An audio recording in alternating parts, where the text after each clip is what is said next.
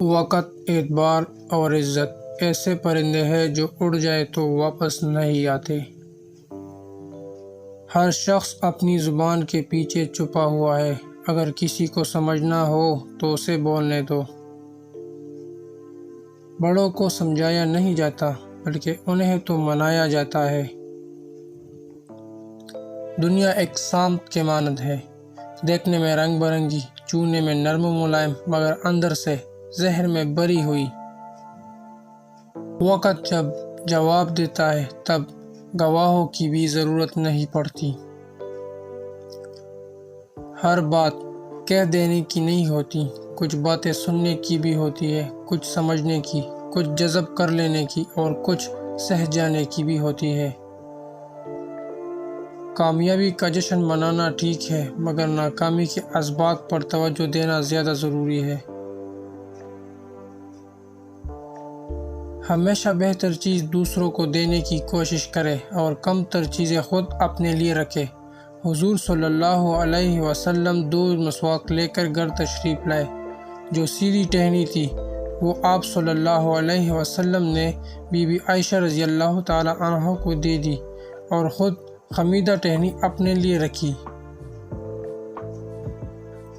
عقل گھر بیٹھ کر بادام کھانے سے نہیں آتی، یہ باہر جا کر ٹوکرے کھانے سے آتی ہے۔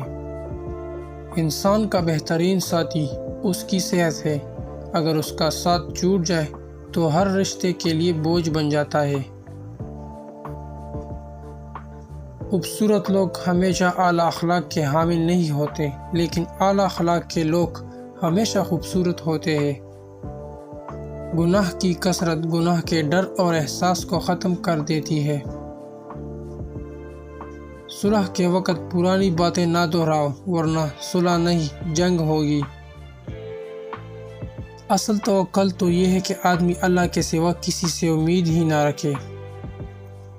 بیوقوف سننے سے پہلے جواب دیتا ہے اور عقل مند سن کر سیکھتا ہے یا مسکراتا ہے۔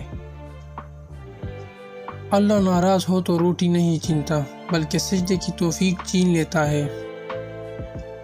دنیا وہ کتاب ہے جو کبھی نہیں پڑھی جا سکتی، اور زمانہ وہ استاد ہے جو سب کچھ سکھا دیتا ہے۔ کوئی بھی چیز دل کو ایسا زندہ نہیں کرتی جیسے قرآن پاک کرتا ہے۔ رشتوں کی قدر ان کی زندگی میں کرے، ورنہ تصویریں کہاں کسی کی کمی پورا کرتی ہے۔ ایسی خوشی سے بچو جو دوسروں کو دکھ دے کر حاصل ہوتی ہے۔ جن کا بھروسہ اللہ ہو ان کی منزل کامیابی ہے۔ جو شخص دوسروں کے غم سے بے غم ہے، آدمی کہلانے کا مستحق نہیں۔